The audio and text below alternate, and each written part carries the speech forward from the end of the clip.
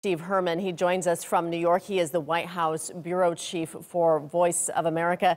Steve, there are reports the whistleblower complaint has been declassified. What do you know about that? Is it available to the public? Not at this hour. What we're hearing is that could possibly happen in the morning. It's just a few minutes after midnight here right now. Apparently, there will be some minimal redactions in the document, but we'll be able to see, along with the public and everybody around the world, very much of what was in this whistleblower's complaint. A lot of people really interested in seeing that. Steve, this anonymous whistleblower has tentatively agreed to meet with congressional lawmakers. What can we expect?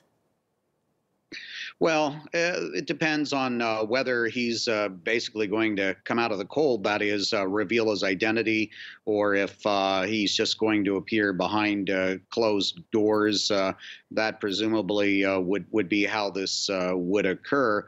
But you know, I'm amazed by how much everything is changing by the hour with this story, and we're very far away from where we were 24 hours ago when we were speaking to you about where we were in this case. And so by tomorrow, who knows where we'll be? But this is right now definitely the most troubling day for the Trump presidency. Right, to say the least. Let's talk about this memo that that the White House released of the phone call between Trump and the Ukrainian president. Trump says the call was a nothing call. Zelensky called it a good phone call, but the transcript, or the memo rather, that was released by the White House shows that Trump did push Ukraine to investigate Joe Biden. How damaging is this? Right. Everybody can read it for themselves and see exactly what was going on in the call, and the timing with the cutoff of aid for Ukraine, and what the president was saying, and how the Ukrainian president was responding makes it pretty obvious that there was pressure being applied. Now, the president's defense today is him saying that there was no quid pro quo on this meeting. There wasn't some sort of explicit threat or reward being dangled out for cooperation by Ukraine.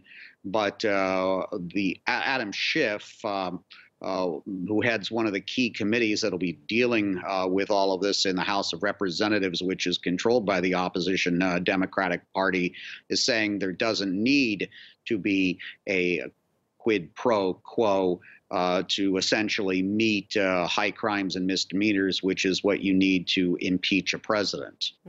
Steve, as you said, a lot has changed since we last spoke 24 hours ago. What's happening with the impeachment inquiry now? Well, we have a number of different committees in the House, which, as I said, are controlled by the opposition Democrats, that are really burrowing into this. I think what needs to be closely watched right now, because we know where the House stands, the Democrats, they are pretty close to having enough votes to impeach the president. Although what we're going to see under Nancy Pelosi is this impeachment inquiry process to play out instead of taking it to the floor for a quick vote.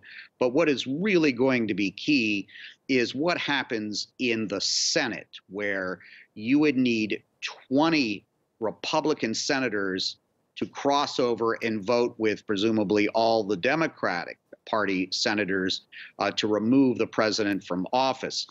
As long as those senators feel that their chances of staying in office are better with Donald Trump, they will stick by the president, nearly all of them. Perhaps a few might defect from the party line. So keep an eye on the polls.